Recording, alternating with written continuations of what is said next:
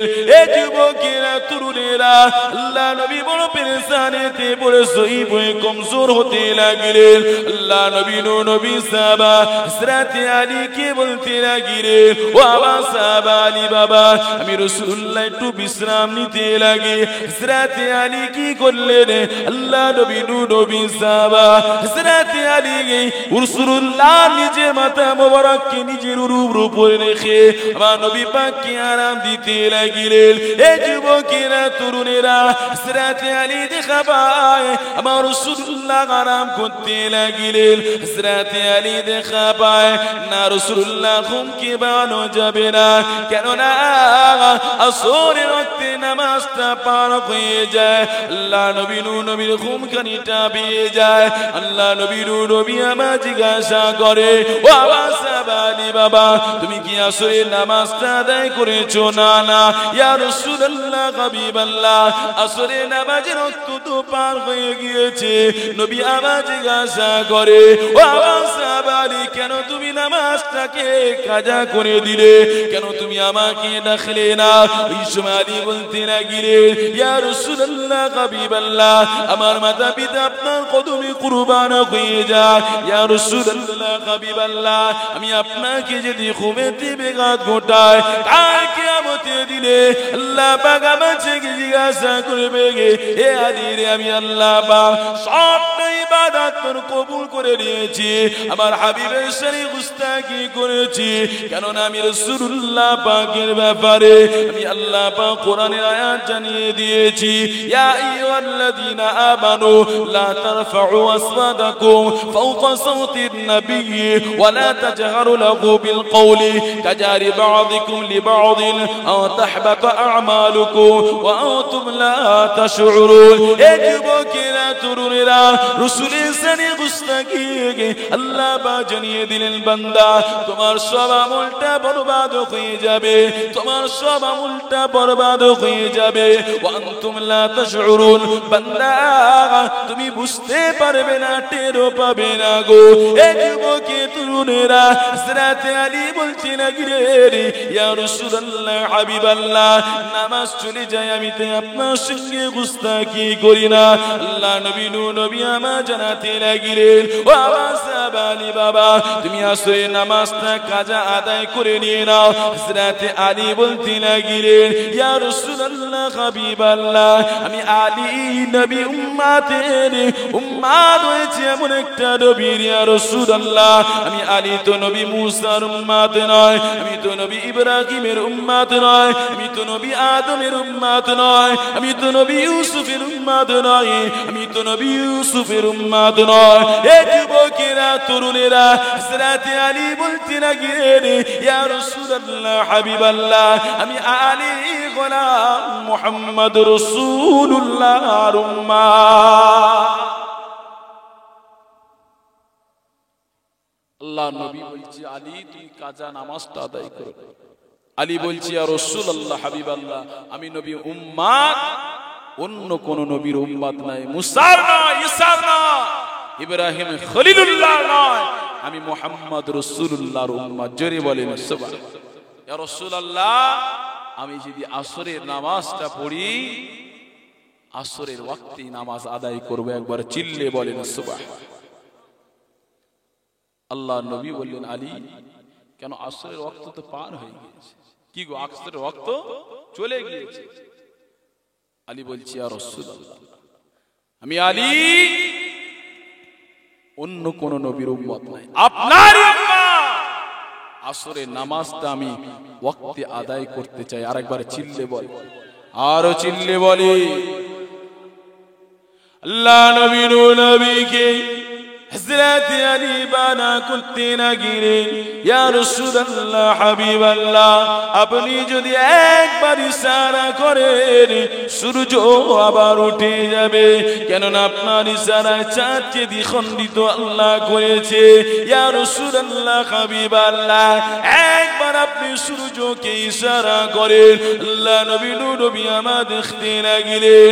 আলী বারবার আবার নবীকে জানায়, ইয়া রাসূলুল্লাহ হাবিবাল্লাহ, আমি আর আসরের ওয়াক্তে নামাজটা আদায় করতে চাই। আল্লাহ নবী আমার ইশারা করতে লাগলেন। আসরের নামাজটা হযরত আলী আবার ওই আসরের ওয়াক্তে আদায় করতে লাগলেন। এই যুবকেরা তরুণেরা নবী পাককে কতটা মেনেছে, নবী পাককে কতটা অনুসরণ করেছে দেখো গো। মানার মতো মেনেছে, ধরার মতো নবীকে ধরেছে। এই যুবকেরা তরুণেরা হযরত আলী রাদিয়াল্লাহু তাআলা আনহু আসরের ওয়াক্তে নামাজটা আদায় করলেন। আল্লাহ নবীকে আমার আল্লাহ পাক আরো জানাতে লাগলেন, এ আমার হাবিব রে, আমি আল্লাহ পাক আপনার শানকে আরো বাড়াবো, আমি আল্লাহ আপনার মর্তবা আরো বাড়াবো। ওয়ারফা'না লাকা যিকরাক, এ আমার হাবিব দোস্তরে, আমি আল্লাহ পাক আপনাকে না সৃজন করিলে আমি আল্লাহ পৃথিবীর কিছুই সৃজন করিতাম না। এ আমার হাবিব রে, আমি আল্লাহ পাক আপনার খাতিরে জমিন বানিয়েছি, আমি আল্লাহ পাক আপনার খাতিরে আসমানকে বানিয়েছি। এ আমার হাবিব রে, আমি আল্লাহ পাক আপনার খাতিরে জান্নাতকে বানিয়েছি, আমি আল্লাহ পাক আপনার খাতিরে জাহান্নাম বানিয়েছি। এই যুবকেরা তরুণেরা আল্লাহ পাক আরো জানাতে লাগলেন, এ আমার হাবিব রে, দুনিয়া জমিনে আমি আল্লাহ পাক আপনাকে শ্রেষ্ঠ করে বানিয়েছি। এ আমার হাবিব দোস্তরে, আমি আল্লাহ পাক যুগে যুগে নবী পাঠিয়েছি, আমি আল্লাহ পাক যুগে যুগে রাসূল পাঠিয়েছি। এ আমার হাবিব রে, আমি আল্লাহ পাক এমন করে ইসলাম ধর্মটাকে আমি আল্লাহ পাক সমস্ত নবীদের কাছে আমি আল্লাহ মেসেঞ্জার হিসাবে পাঠিয়েছি। নবী আদম বলেছে লা ইলাহা ইল্লাল্লাহ, আদম খলিলুল্লাহ। এ যুবকেরা তরুণেরা নবী ঈসা বলেছে লা ইলাহা ইল্লাল্লাহ, ঈসা রূহুল্লাহ। নবী ইব্রাহিম বলেছে লা ইলাহা ইল্লাল্লাহ, ইব্রাহিম খলিলুল্লাহ। নবী মুসা বলেছে লা ইলাহা ইল্লাল্লাহ, মুসা কালিমুল্লাহ। আল্লাহ পাক হাবিবকে জানালেন, এ আমার হাবিব রে, আমি আল্লাহ পাক নবী আদম থেকে নিয়ে ইসলামের বার্তাটা আমি আল্লাহ সমস্ত নবীর কাছে মেসেঞ্জার হিসাবে তার উম্মতের কাছে পাঠিয়েছি। আমার হাবিব রে, আমি আল্লাহ জানিয়ে দিলাম, আল-ইয়াওমা আকমালতু লাকুম দীনাকুম ওয়া আতমামতু আলাইকুম নি'মাতি ওয়া রাদিতু লাকুমুল ইসলাম দীনা। এ আমার হাবিব রে, আমি আল্লাহ পাক আপনাকে জানিয়ে দিলাম, আল্লাহ নবী আমার এমন করে তায়েফের জমিনে গিয়ে আল্লাহ পাকে নবী আমার এমন করে আরাফাতের ময়দানে নবী আমার জাবালে রহমত পাহাড়ের কাছে দাঁড়িয়ে ভাষণ দিতে লাগলেন, আল-ইয়াওমা আকমালতু লাকুম দীনাকুম, আমি আল্লাহ পাক আজকে ইসলামটাকে পরিপূর্ণ করে দিলাম। ওয়া আতমামতু আলাইকুম নি'মাতি, আমি আল্লাহ পাক নিয়ামতটাকে পরিপূর্ণ করে দিলাম। ওয়া রাদিতু লাকুমুল ইসলাম দীনা। এ আমার হাবিব রে, আমি আল্লাহ পাক রাজি হয়ে গেলাম। এ যুবকেরা তরুণেরা, নবী আদম থেকে ঈসা রূহুল্লাহ পর্যন্ত সকল নবীরা ইসলামের বার্তা নিয়ে পৌঁছেছে। মানুষে দাঁড়িয়ে দাঁড়িয়ে আল্লাহ পাক জানিয়ে দিলেন, এ আমার হাবিব রে, আমি আল্লাহ পাক আপনাকে সৃষ্টি করেছি বতো, কিন্তু আমি আল্লাহ আপনাকে শেষে পাঠালাম। কেননা আমি আল্লাহ আমার পছন্দনীয় ইন্নাদ-দীনা ইনদাল্লাহিল ইসলাম, আমার পছন্দনীয় আমার মনোনীত ধর্ম হলো ইসলাম ধর্ম। আমার হাবিব, আমি আমার ইসলাম ধর্মটাকে পছন্দনীয় ধর্মকে আমি আল্লাহ আপনার দিয়ে পরিপূর্ণ করে দিয়ে দিলাম। সমস্ত নবী আলাইহিস সালামরা এই একটাই মেসেঞ্জার দিয়েছে, বার্তা দিয়েছে, লা ইলাহা ইল্লাল্লাহ, আল্লাহ ছাড়া কোনো উপাস্য নেই। ওমা খালাকতুল জিন্না ওয়াল ইনসা ইল্লা লিয়াবুদুন, কেবলমাত্র উপাসনা আরাধনার একমাত্র অধিকারী আমার আল্লাহ। কে? আল্লাহ।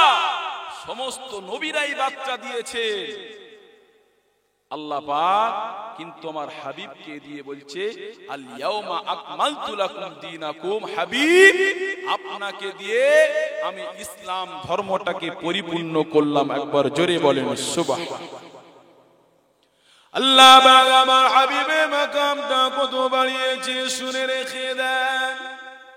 এই যুবকেরা তরুণেরা, আল্লাহ আমার হাবিবের শানটা কত আলা করেছে শুনে রেখে দেন। আল্লাহ পাক আমার হাবিবকে জানাতে লাগলেন, এ আমার হাবিব দোস্তরে আমি আল্লাহ পাক নবী আদমকে নবী করে পাঠিয়েছি এ আমার হাবিব রে আমি আল্লাহ পাক তার উম্মতে নবী করে পাঠিয়েছি আমি আল্লাহ পাক তার কওমে নবী করে পাঠিয়েছি এ আমার হাবিব রে আমি আল্লাহ পাক নবী শীষকে পাঠিয়েছি তার উম্মতে নবী করে পাঠিয়েছি আমি আল্লাহ পাক নবী দাউদকে পাঠিয়েছি তার কওমে নবী করে পাঠিয়েছি এ আমার হাবিব রে আমি আল্লাহ পাক নবী মুসাকে নবী করে পাঠিয়েছি তার কওমে নবী করে পাঠিয়েছি আমি আল্লাহ তার ভাই হারুনকে নবী করে পাঠিয়েছি তার জাতির কওমে নবী করে পাঠিয়েছি এ আমার হাবিব দোস্তরে আমি আল্লাহ পাক নবী ঈসাকে নবী করে পাঠিয়েছি তার উম্মতে নবী করে পাঠিয়েছি এ যুবকেরা তরুণেরা এ আমার বালরের মুরব্বিয়ান বাপেরা শুনে রেখে দাও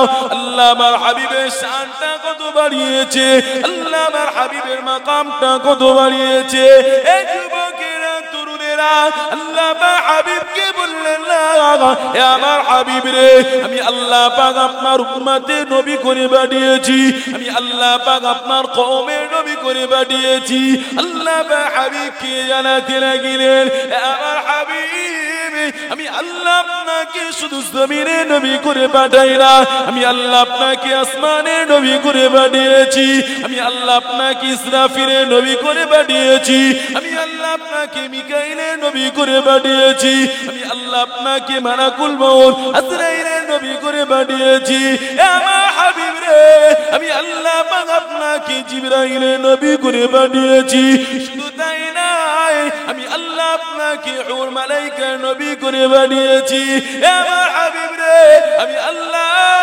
আপনাকে নবী আদমের নবী করে পাঠিয়েছি আমি আল্লাহ শুধু জমিনের নয় আসমানের নয় নবী আদমেরও নবী করে পাঠিয়েছি একবার জোরে বলেন সুবহান নবীর শান বুঝতে হবে নবীর মর্তবা বুঝতে হবে যারা নবীর শান কে ছোট করে নবীর শানে গুস্তাখি করে তাদেরকে আল্লাহ জানিয়ে দিলেন আমি আল্লাহ তাদের বিরুদ্ধে আমি আল্লাহ জানিয়ে দিলাম দুনিয়ার জমিনে তারা হলো লানত প্রাপ্ত আর তাদের জন্য জাহান্নাম হলো নির্ধারিত দুনিয়ার জমিনে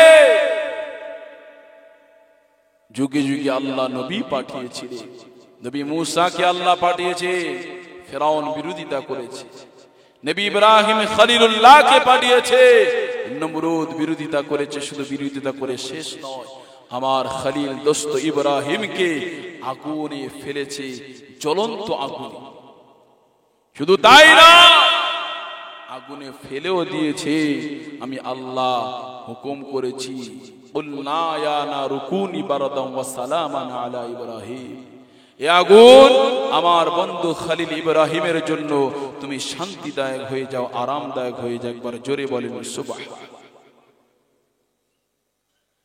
আল্লাহ নবীকে পাঠিয়েছে মক্কার জমিনে মক্কার মানুষেরা আমার নবী পাককেও বিরোধিতা করেছে না কথা বলেন এক বাক্যে মক্কার মানুষেরা বলেছিল মুহাম্মদ নিজের বাপ দাদা ধর্মকে বাদ দিয়ে নিজের মন গড়া ধর্ম প্রচার আল্লাহ নবী নূর নবী আমার বললে এ আমার চাচা জান আবু তালেব শুনে রেখে দাও আমি মুহাম্মদ নিজের কোনো বানানো কথা বলি না আমি মুহাম্মদ নতুন করে কিছু বলি না ওমা ইয়ানতিকু আনিল হাওয়া ইন হুয়া ইল্লা ওয়াহয়ুন ইউহা আমার আল্লাহ আমাকে যেটা শিখান যেটা বলেন আমি সেটাই বলি আমি মুহাম্মদ মন গড়া কিছু কথা বলি না জোরে বলেন সুবহান কেন না মক্কার জমিনে তারা লাত উজ্জা হবল তাদেরকে অনুসরণ করত একটা নয় দুটো নয় 360টাকে দেবতা বলে তারা মানতো।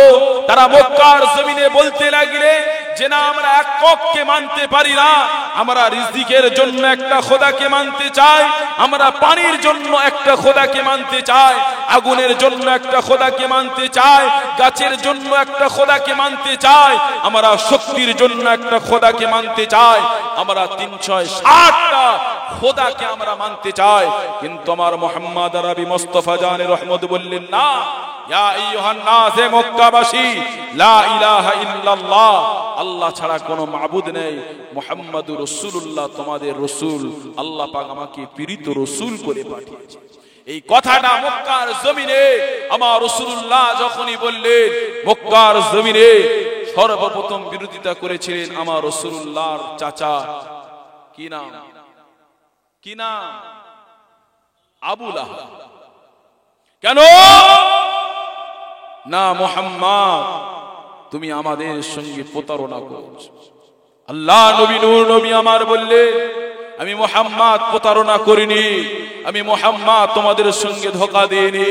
কেন না, মক্কার জমিনে তোমরা আমাকে আমানতদারি বলে জানতে, মক্কার জমিনে তোমরা আমাকে সাদিক বলে জানতে, তোমরা আমাকে সত্যবাদী বলে জানতে, তাই তো আমি মুহাম্মদ বলেছি। এ মক্কাবাসীরা তোমরা বলো, আমি মুহাম্মদ এই যে পাহাড়ের উপরে চড়ে রয়েছে, এই পাহাড়ের পিছনে একদল শত্রু দুশমন দাঁড়িয়ে রয়েছে, যারা তোমাদের উপরে হামলা করতে পারে। আমি মুহাম্মদ তোমাদেরকে বলেছি, তোমরা কি এটাকে বিশ্বাস করো আমার কথাতে? তোমরা এক বাক্যে বলেছিলে, মুহাম্মদ তুমি হলো সত্যবাদী, তুমি হলে আমানতদারি, তুমি হলে সাদিক, তোমার কথা মিথ্যা হতে পারে না। তুমি বলেছো একদল শত্রু রয়েছে এই পাহাড়ের পিছনে, যারা আমাদের উপরে হামলা করতে পারে, আমাদের উপরে আক্রমণ করতে পারে, তাই তোমার কথাটাকে আমরা বিশ্বাস করে নিয়েছি। আমি মুহাম্মদ সেই জবানে তো আমি বলছি, আল্লাহকে মেনে নিয়ে নাও, নবী মুহাম্মদ রাসূলুল্লাহকে রাসূল বলে মেনে নিয়ে নাও। তথাপি মক্কার জমিনে মানুষ মানেনি। কেন মানেনি? একটাই কারণ, মুহাম্মদ যদি এই ন্যায়ের কথা বলে, মুহাম্মদ যদি ইনসাফের কথা বলে, মুহাম্মদ যদি নারীর অধিকারের কথা বলে, মুহাম্মদ যদি ইতিমের হকের কথা বলে, মুহাম্মদ যদি গরিবের পাওনাদারের কথা বলে, তাহলে এই সমাজের বুকে আমাদেরকে গরিবদেরকে দমন করে রাখা যাবে না, কমজোরের উপরে জুলুম করা যাবে না, নারী জাতিকে ভোগের পাত্র বানিয়ে রাখা যাবে না। তাই মুহাম্মাদের কথাকে আমাদের বয়কট করতে হবে, মুহাম্মাদের কণ্ঠকে রোধ করতে হবে। তাই সেদিনে আবু জেহেল, উতবা, সাইবা, আবু লাহাব, আবু সুফিয়ানেরা আমার রাসূলুল্লাহর বিরুদ্ধে দাঁড়িয়ে গিয়েছিল। আল্লাহর নবী নূর নবী আমার বড় চিন্তিত হয়ে গেলেন। লিল্লাহি মা ফিস সামাওয়াতি ওয়া মা ফিল আরদ, এই আসমান জমিনের মালিকানা আল্লাহ।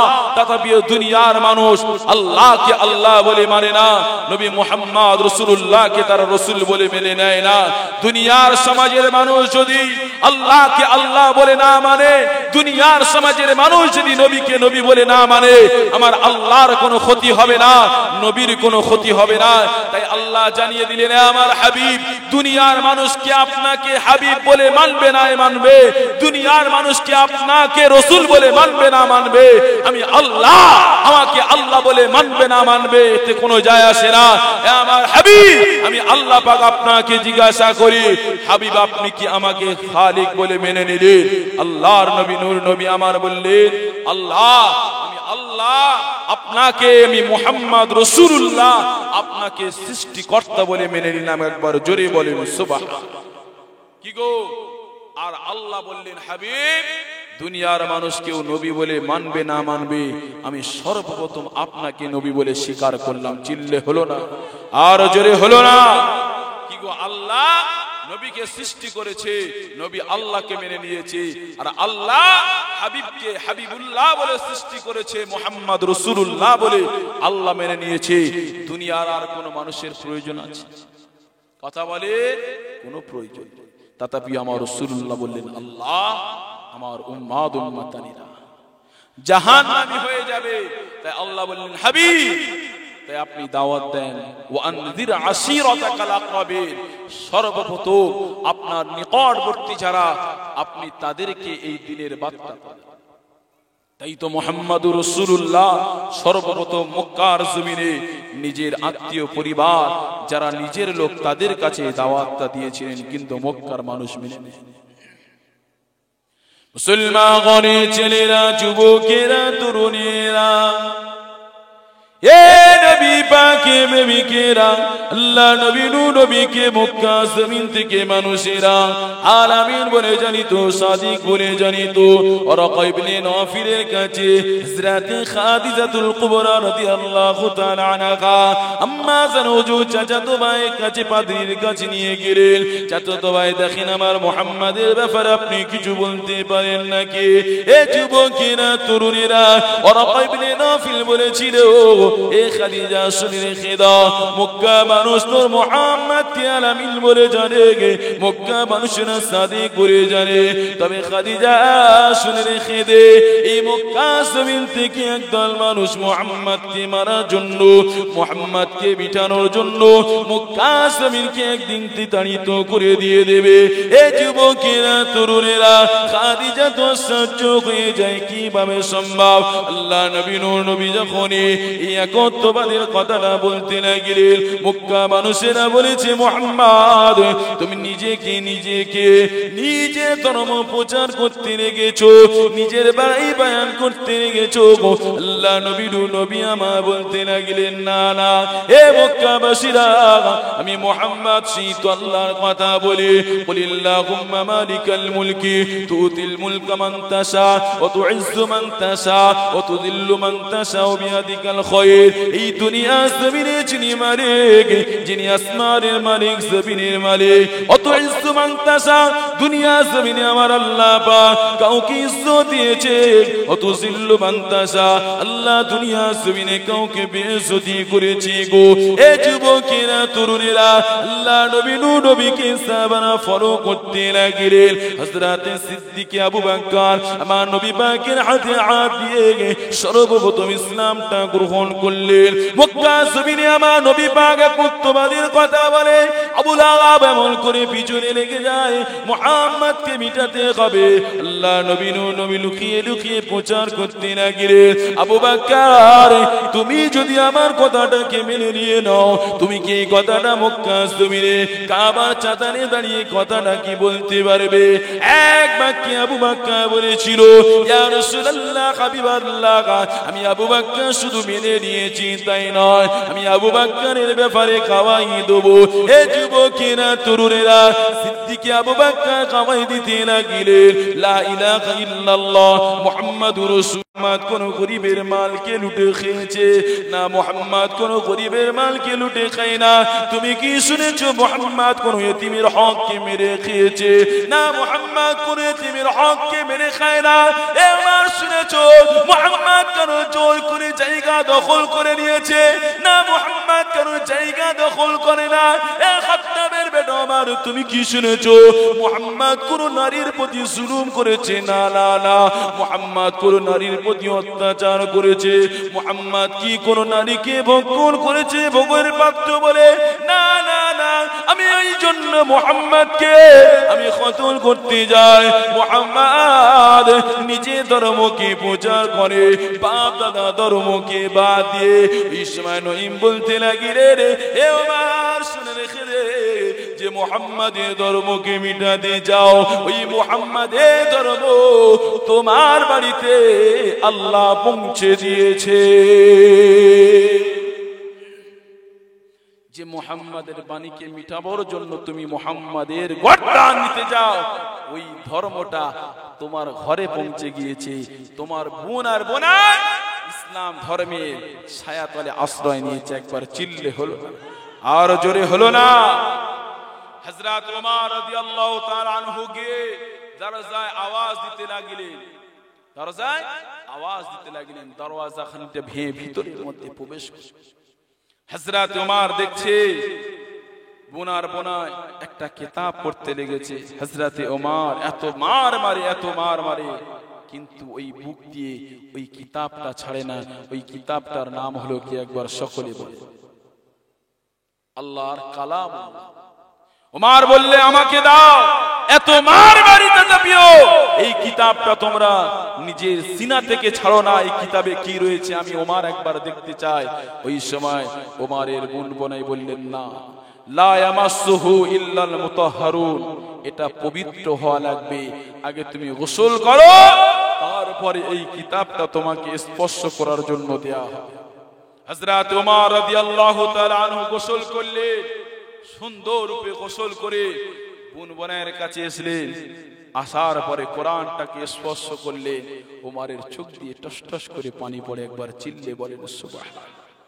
কোরআনকে আমরা আজকে ছেড়েছি, যে কোরআনের ছোঁয়াতে খাত্তাবের বেটা ওমর ইসলামের জগতে যিনি শ্রেষ্ঠ ছিলেন, ইসলামের পূর্বে জাহিলিয়াতের যুগে এমন করে বড় বড় বড়তার যুগে যার ক্ষমতা পাওয়া ছিল, এত ওমরের বিরুদ্ধে কথা বলার ক্ষমতা ছিল না, সেই ওমরকে আল্লাহ কোরআনের স্পর্শে আল্লাহ ইসলামের ছায়াতলে দান করেছেন। জোরে বলে। আজ আমরা মুসলমানের ছেলে কোরআন থেকে দূরে। যদি কোন জায়গায় কোরআনের আলোচনা হয় আমরা বলি পেশাবে পানি নেই। যদি মসজিদে আসতে বলি কোরআন খতম হয় আমরা বলি পেশাবে পানি নেই। যদি কোথাও কোরআন শরীফের কথা বলি যে কোরআন শরীফটা একবার আমাকে দিয়ে দাও, বললো আমার পেশাবে পানি নেওয়া নেই, হুজুর। বলো যুবকেরা, আজ মুসলমান তুমি নিজেকে মনে করেছো আমরা অবশ্যই অবশ্যই ইসলামের ছায়াতলে রয়েছি? না, ইসলামের ছায়াতলে অবশ্যই তো আমরা রয়েছি, কিন্তু আমরা অস্তিত্বকে হারিয়ে ফেলেছি, নিজেকে চিনতে ভুলেছি। আজ আমাদের অস্তিত্বকে হারিয়ে ফেলেছি। যেগুলো আমাদের দরকার ছিল সেগুলো আমরা বাদ দিয়েছি। আমাদের ঘরের মধ্যে রাসূলুল্লাহর সুন্নতের প্রবেশ করানোর দরকার ছিল, সেগুলো ঘর থেকে বার করেছি। ইহুদি, খ্রিস্টান, নাসারা তাদের কৃষ্টি কালচার গুণ আজকে আমাদের ঘরের মধ্যে প্রবেশ করেছে। বিয়েতে দেখো বেঈমানদের চরিত্র আমাদের মধ্যে দেখা যায়। ছেলেদের এমন করে খাতনাতে দেখো, এমন করে ছেলেদের বার্থডেতে দেখো, সব ইহুদি নাসারাদের চরিত্র গুণ আমাদের ঘরের মধ্যে প্রবেশ করেছে। আজ যুবকদের দিকে তাকিয়ে দেখো, মুহাম্মদ মাননেওয়ালা, মুহাম্মদ অনুসারীরা আজ মুহাম্মাদের ফলো করে না। দুনিয়ার জমিনে কোন হিরোকে ফলো করে, কোন গায়ককে ফলো করে, কোন খেলোয়াড়কে ফলো করে। আল্লাহ নবী নূর নবী আমা জানিয়ে দিলেন, মান তাসাব্বাহা বিকওমিন ফাহুয়া মিন। দুনিয়ার জমিনে যদি তুমি কাউকে ফলো করো, জানতে হবে তার সঙ্গে তোমার হাসর হবে। আল্লাহর নবী নূর নবী আমা জানালেন, আল মারউ মাআ মান আহাব্বা। তুমি যদি কাউকে ভালোবাসো তার সঙ্গে জান্নাত যাবে। একবার জোরে বলেন সুবহানাল্লাহ। আল্লাহ নবী নূর নবী আমা সাহাবাদেরকে দাঁড়িয়ে দেখতে লাগিলেন। খাত্তাবের বেটা বালাঙ্গা তলোয়ার নিয়ে আসতে লাগিলেন। এক বাকিরা তরুণেরা আল্লাহ নবী নূর নবী সাহাবারা বলতে লাগিলেন, ইয়া রাসূলুল্লাহ, হাবিবাল্লাহ, ওই যে ওমর আপনার দিকে এগিয়ে আসতে লাগে। ইয়া রাসূলুল্লাহ, হাবিবাল্লাহ, আমরা কি ওমরকে আটকে দেব? আমরা কি ওমর উপরে আঘাত করব? আমরা কি ওমরকে পাকড়াও করব? আল্লাহ নবী নূর নবী আমার সাহাবাদেরকে বলতে লাগিলেন, এ আমার সাহাবারা, না না, ওমরকে আমার কাছে আসতে দাও, ওমরকে আমার কাছে আসতে দাও। আল্লাহ নবী নূর নবী আমার জানাতে লাগিলেন, এ আমার সাহাবারা, আমি আল্লাহ পাকের দরবারে দোয়া চেয়েছি, আল্লাহ পাক আমি মুহাম্মদ ইসলামটাকে প্রচার প্রসারের জন্য, প্রকাশ্যে ভাবে প্রচার করার জন্য, ইসলামটাকে প্রচার করার জন্য আল্লাহ খাত্তাবের বেটা বানালে আবু জেল, এই দুজনের মধ্যে একজনকে ইসলামের ছায়াতলে আশ্রয় দিয়ে দাও। এই যুবকেরা তরুণেরা আল্লাহ পাকের নবী আমার দোয়া চেয়েছিলেন, আল্লাহ পাক হযরত ওমরকে কবুল করেছিলেন। ওমর আমার নবী পাকের তরে গিয়ে কদমে খানি গিয়ে তরবাল খানিটা রেখে চোখের পানি ছেড়ে কান্না করতে লাগিলেন, ইয়া রাসূলুল্লাহ, হাবিবাল্লাহ, আমার মাতা পিতা আপনার কদমে কুরবান হয়ে যায়, আর দেরি নয়, আর দেরি নয়। আল্লাহ নবী নূর নবী আমার ওমরকে বুকে জড়িয়ে নিয়ে ওমরকে বলতে লাগিলেন, এ ওমর, আর কেঁদো না, আর কেঁদো না ওমর, আমি তো দোয়া চেয়েছি তোমার জন্য। আল্লাহ নবী নূর নবী আমার ওমরের জন্য দোয়া চাইলেন গো। আল্লাহ পাক ইসলামে ওমরকে দিয়ে আল্লাহ পাক 50 পূরণ করে দিয়েছিলেন। এই যুবকেরা তরুণেরা আপনাদেরকে একটা কথা বোঝাই গো, দুনিয়া জমিনে আমার নবী পাকের আদর্শ ইসলামটা মানুষের কাছে পৌঁছেছে। আজ মুসলমানের অনুসারী আমরা, আজ মুহাম্মদ মাননেওয়ালা আমরা, আজ আমাদের ব্যবহারে, আজ আমাদের চলাতে, আজ আমাদের কথাতে, আজ আমাদের লেনদেনেতে, আজ আমাদের ওঠা বসাতে, আমাদের ব্যবহারেতে দুনিয়া জমিনে মনে হয় না এরা মুহাম্মদ মাননেওয়ালা। দুনিয়া জমিনে আমাদের দ্বারা বোঝা যায় না এরা উম্মতে মুহাম্মাদি। আল্লাহ নবী নবী সাহাবাদেরকে পারস্য দেশে বাদশা দুটো গোয়েন্দাকে পাঠিয়েছিলেন, যাও চলে যাও মুহাম্মাদের সঙ্গে যুদ্ধের ঘোষণা দিয়ে দেব, কিন্তু তার পূর্বে তোমরা চলে যাও মুহাম্মাদের অনুসারীদেরকে দেখে এসো, মুহাম্মাদের মাননেওয়ালাদেরকে দেখে এসো, তারপরে মুহাম্মাদের বিরুদ্ধে যুদ্ধের ঘোষণা দিয়ে দেব। এই যুবকেরা তরুণেরা ওই সময় পারস্য দেশে দুটো গোয়েন্দার গিয়ে বলতে লাগিলে, এ আমাদের বাদশা জাহাবানা, না মুহাম্মাদের সঙ্গে যুদ্ধ করতে যেও না, মুহাম্মাদের সঙ্গে লড়তে যেও না, মুহাম্মাদের সঙ্গে মোকাবিলা করতে যেও না।